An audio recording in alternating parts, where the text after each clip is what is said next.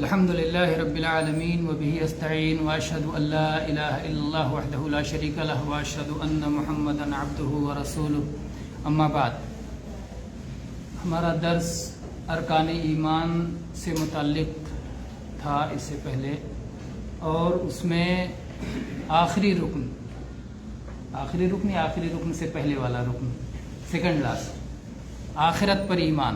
یہ آخری رکن سے پہلے ہے نا. آخری رکن کیا ہے؟ تقدیر پر ایمان، اللہ پر ایمان، اللہ کے رسولوں پر ایمان، اللہ کی کتابوں پر ایمان، اللہ کے فرشتوں پہ ایمان، آخرت کے دن پہ ایمان، اور اچھی بری تقدیر پر ایمان. 6 چیزوں پر ایمان، یہ ایمان کے ارکان ہیں.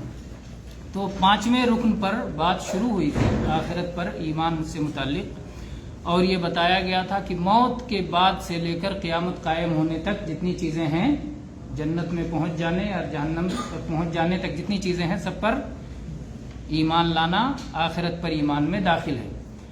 تو سب سے پہلی چیز اس میں تھی قبر کا سوال و جواب، اور اس پر بات ہوئی. اور دوسری چیز تھی قبر کے اندر نعمتیں یا عذاب، اس پر بھی بات ہو گئی تھی. اور تیسری چیز تھی کہ قیامت سے پہلے سور میں پھونک مارا جائے گا، جس کی وجہ سے لوگ اٹھ کھڑے ہوں گے اپنی قبروں سے. ایک سور پھونکا جائے گا تو سارے لوگ ختم ہو جائیں گے، پھر ایک سور پھونکا جائے گا تو اٹھ کھڑے ہوں گے. یہ ہم اس سے پہلے پڑھ چکے ہیں. کہاں پر؟ فرشتوں کے اعمال کے بیان میں، کہ یہ کون سے فرشتے یہ عمل انجام دیں گے سور پھونکنے کا؟ اسرافیل علیہ السلام. اور چوتھی چیز جس پر ایمان لانا ہے وہ بعث ہے، یعنی مرنے کے بعد دوبارہ زندہ کیا جانا. اللہ تعالیٰ تمام انسان، جنات، مویشیوں، حیوانات، کیڑے مکوڑے سب کو دوبارہ زندہ فرمائے گا. اللہ تعالیٰ نے قرآن پاک میں فرمایا وَنُفِخَ فِي الصُّورِ فَإِذَا هُم مِّنَ الْأَجْدَاثِ إِلَىٰ رَبِّهِمْ يَنْسِلُونَ قَالُوا يَا وَيْلَنَا مَنْ بَعَثَنَا مِن مَّرْقَدِنَا هذا ما وعد الرحمن وصدق المرسلون ان كانت الا صيحة واحدة فاذا هم جميع لدينا محضرون. ان آیات میں اللہ تعالیٰ نے فرمایا ہے کہ جب سور میں پھونک مارا جائے گا تو سارے لوگ اپنی قبروں سے نکل کر چل پڑیں گے اور کہیں گے ہائے ہماری تباہی، ہم کو ہماری خوابگاہ سے، سونے والی جگہ سے کس نے اٹھا دیا؟ پھر اس کے بعد کہیں گے یہی تو ہے جس کا اللہ نے وعدہ کیا تھا اور اللہ کے رسولوں نے بالکل سچ بتایا تھا کہ یہ ایک دن آنے والا ہے. اور ایک چیخ ہوگی کہ پھر سارے لوگ اس آواز پر اللہ کے پاس حاضر ہو جائیں گے. ایک ہی پکار پکاری جائے گی اور سارے لوگ اللہ کے سامنے حاضر ہو جائیں گے، پیش ہو جائیں گے. اسی طرح سے سورہ انعام کی آیت نمبر 38 میں اللہ تعالیٰ نے فرمایا وَمَا مِن دَابَّةٍ فِي الْأَرْضِ وَلَا طَائِرٍ يَطِيرُ بِجَنَاحَيْهِ إِلَّا أُمَمٌ أَمْثَالُكُمْ مَا فَرَّطْنَا فِي الْكِتَابِ مِن شَيْءٍ ثُمَّ إِلَىٰ رَبِّهِمْ يُحْشَرُونَ. کہ زمین میں چلنے والے جتنے چوپائے ہیں، جو بھی نفس ہے زمین پر چلنے والے ہیں یا فضاؤں میں اڑنے والے ہیں، چاہے کوئی زمین پہ چلنے والا ہو چاہے کوئی فضاؤں میں اڑنے والا ہو اپنے بازوؤں سے، اللہ تعالیٰ نے کہا یہ سب تمہاری جیسی قومیں ہیں. جیسے انسان ایک مخلوق ہے، اسی طرح پرندے ایک مخلوق ہیں، اسی طرح زمین پہ رینگنے والے، چاہے چلنے والے، کوئی پیٹ کے بل چل رہا ہے، کوئی 2 پیروں کے بل چل رہا ہے، کوئی 4 پیروں کے بل چل رہا ہے، کوئی کم یا زیادہ، جس طرح بھی اللہ نے جس مخلوق کو بنایا ہے، سب کے سب یہ مستقل اللہ کی مخلوقات ہیں. ما فرطنا فی الکتاب من شیء. اللہ نے فرمایا کہ ہم نے کتاب میں کوئی چیز باقی نہیں رکھی ہے، سب کا اندراج ہے، سب درج ہے، سب لکھا ہوا ہے. یہ کون سی کتاب؟ لوح محفوظ میں. لوح محفوظ میں اللہ نے ساری چیزوں اور ساری مخلوقات کے بارے میں لکھ رکھا ہے، کب سے، جب سے وہ پیدا ہوئے اور جب ان کا انجام ہوگا، ابتدا سے انتہا تک ساری چیزیں اللہ نے لوح محفوظ میں درج کر دیا. اور پھر اس کے بعد اللہ تعالیٰ نے فرمایا ثم الى ربهم يحشرون. پھر ان سب کو ان کے رب کے پاس اکٹھا کیا جائے گا. تو سب کو اکٹھا کیا جائے گا نا، اس میں صرف انسانوں کا نہیں، وہ انسانوں کو، پرندوں کو، چرندوں کو، جانوروں کو، مویشیوں کو، جنات کو، سب کو اکٹھا کیا جائے گا. اللہ کے پاس، تو اللہ کے پاس سب کو حاضر ہونا ہوگا، اس پر بھی ایمان ہے۔ اور اس سلسلے میں وہ حدیث بھی آپ لوگ یاد رکھتے ہوں گے، جب اللہ کے نبی صلی اللہ علیہ وسلم فرمایا کہ قیامت کے دن سب کو اکٹھا کیا جائے گا، اس وقت ایک سینگ والی بکری نے اگر بے سینگ بکری کو مارا ہوگا تو اس کا بدلہ دلایا جائے گا۔ تو سب کو اپنے رب کے پاس اکٹھا ہونا ہے۔ تو یہ چوتھی چیز ہوئی قیامت پر ایمان لانے والے باتوں میں، چوتھی چیز ہوئی۔ پانچویں چیز قیامت پر ایمان لانے والے باتوں میں یہ ہے کہ جہاں وہ حساب و کتاب ہوگا اس پر بھی ہمارا ایمان ہے کہ وہاں حساب ہوگا، اور حساب میں بہت ساری چیزیں داخل ہیں۔ حساب کیسے ہوگا؟ حساب میں بہت ساری چیزیں ہیں۔ پہلی چیز ہے ترازو اور اعمال کا وزن کیا جانا۔ جہاں تک وزن کی بات ہے تو مختلف احادیث کی وجہ سے مختلف چیزوں کا وزن کیا جانا مذکور ہے احادیث میں۔ صحیح بات یہ ہے کہ ان ساری چیزوں کا عمل ہوگا، یعنی جیسے عمل کا بھی وزن ہوگا، اعمال نامے کا بھی وزن ہوگا، عمل کرنے والے کا بھی وزن ہوگا، سب کا وزن ہوگا۔ جیسے وہ حدیث آپ جانتے ہیں عبداللہ بن مسعود رضی اللہ عنہ کے بارے میں کہ وہ دبلے پتلے تھے، ان کی پتلی ٹانگوں کو دیکھ کر کے صحابہ ایک بار ہنسنے لگے، تو اللہ کے نبی صلی اللہ علیہ وسلم نے فرمایا کہ یہ اللہ کے یہاں بہت ہی وزنی ہے، اللہ کے ترازو میں بہت ہی وزنی ہے۔ تو گویا یہ عامل یعنی انسان کو بھی وزن کیا جائے گا۔ یا اسی طرح سے اللہ تعالیٰ نے فرمایا فَلَا نُقِيمُ لَهُمْ يَوْمَ الْقِيَامَةِ وَزْنًا، ہم ان کافروں کا قیامت کے دن کچھ بھی وزن نہیں رکھیں گے، ایک دم ہلکے ہو جائیں گے، کوئی ویلو ان کا نہیں رہے گا۔ تو یہ انسانوں کے بارے میں ہے۔ اعمال نامے کے وزن کے بارے میں مشہور حدیث ہے کہ ایک طرف گناہوں کا دفتر ہوگا، ایک طرف کلمہ لا الہ الا اللہ ہوگا، لا الہ الا اللہ وزنی ہو جائے گا، مطلب اعمال نامہ بھی وزن کیا جائے گا، انسانوں کا بھی وزن کیا جائے گا، عمل کا بھی وزن کیا جائے گا، تو بہت ساری چیزوں کا وزن کیا جائے گا، یہ ساری چیزیں ثابت ہیں۔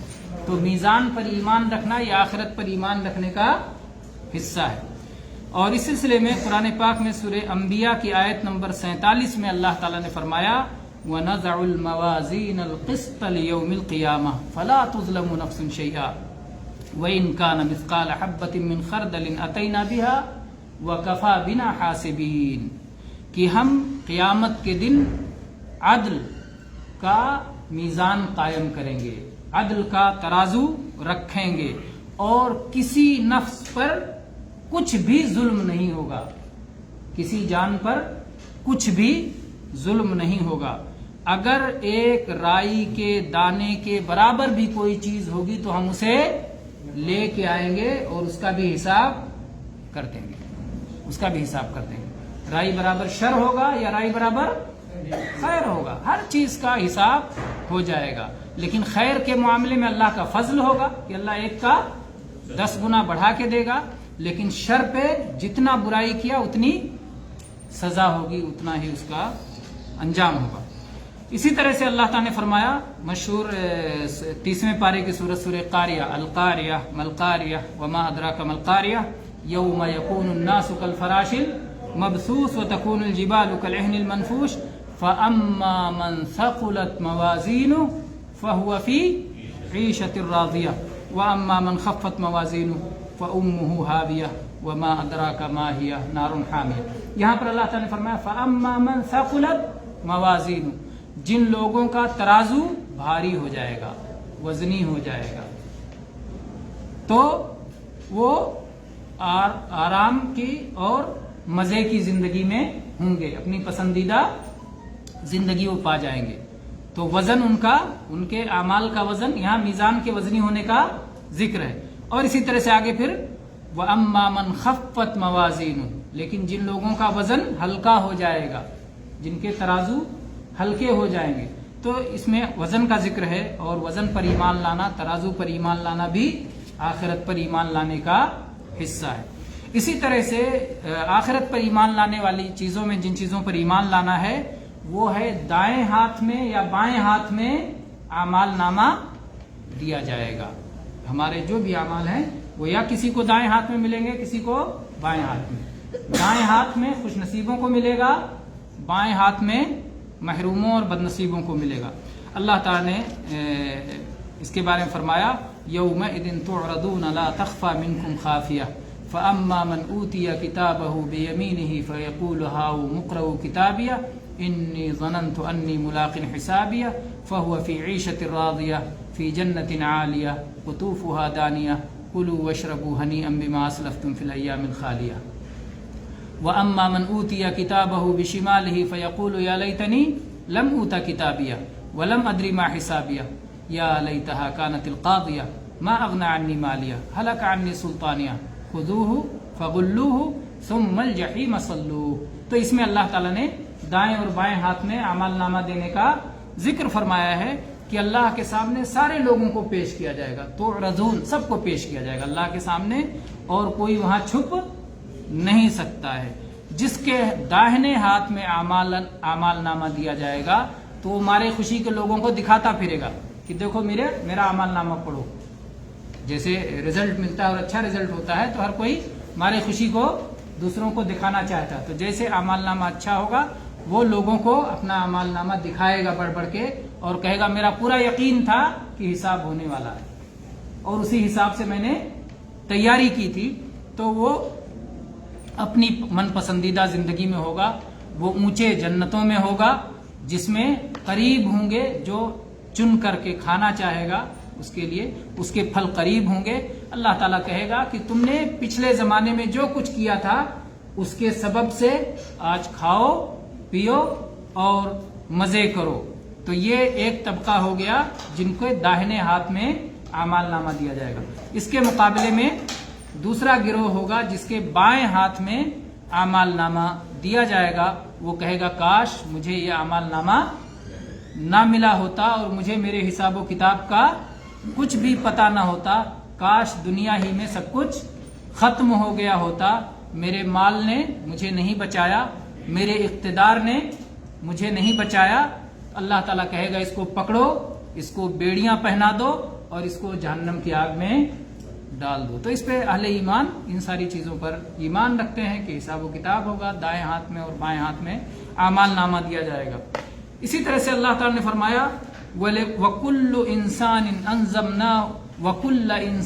أَلْزَمْنَاهُ طَائِرَهُ فِي عُنُقِهِ وَيَوْمَ الْقِيَامَةِ وَنُخْرِجُ لَهُ يَوْمَ الْقِيَامَةِ كِتَابًا يَلْقَاهُ مَنْشُورًا اقْرَأْ كِتَابَكَ كَفَى بِنَفْسِكَ الْيَوْمَ عَلَيْكَ حَسِيبًا.